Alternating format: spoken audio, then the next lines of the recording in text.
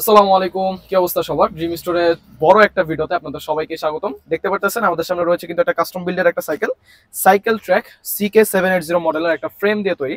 আচ্ছা, সবার আগে বলে দিই, যারা চাচ্ছিলেন যে কাস্টম বিল্ডের মধ্যে একটা সাইকেল নিতে, বাট আমার হুইল সাইজটা দরকার 27.5 বা 29, তারা এই ভিডিওটা সম্পূর্ণ দেখার অনুরোধ রইল।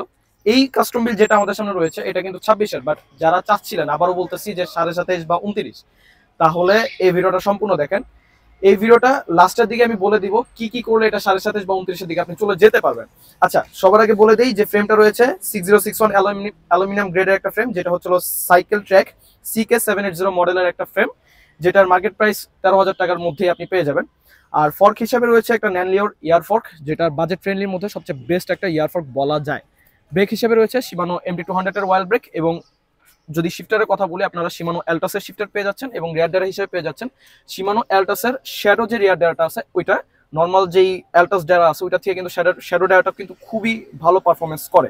আচ্ছা, সবকিছু বলা শেষ। এবার যদি গ্রুপ সেটের কথা বলি, গ্রুপ সেটের যদি বলি, ফার্স্টে আপনার ক্র্যাঙ্কের আপনার হলোটেক ক্র্যাঙ্ক পেয়ে যাচ্ছেন, যেটা হচ্ছে হলো এই বাজেটের মধ্যে আরও একটা আছে, যেটা হচ্ছে রক রাইডার এই ক্র্যাঙ্কটা ইউজ করে, XC403 সামথিং, ঠিক আছে, ওই মডেলটার মধ্যে এটা ক্র্যাঙ্কটা ইউজ করে। এটা কিন্তু খুবই ভালো একটা ক্র্যাঙ্ক, এটা আপনারা এই জায়গায় পেয়ে যাচ্ছেন। বাট এই জায়গায় আপনারা ফ্রন্টে যেই শিফটারটা পাচ্ছেন, এই জায়গায় হচ্ছে 3 স্পিড, বাট এদিকে যেই কাটাটা আছে দুইটা প্লেট পাচ্ছেন, এটা হচ্ছে 2 স্পিডের, মানে আপনি দুইটা প্লেট পাচ্ছেন, তিনটা প্লেট পাচ্ছেন না।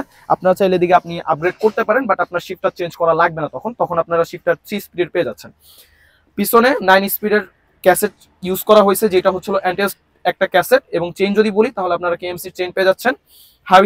হাব হিসাবে রয়েছে MT009 ARC-র। রিম হিসাবে রয়েছে ম্যাভিকের রিম, এবং টায়ার হিসাবে রয়েছে ম্যাক্সি স্পেসের টায়ার। বিল কস্ট ছিল 55,000 টাকা।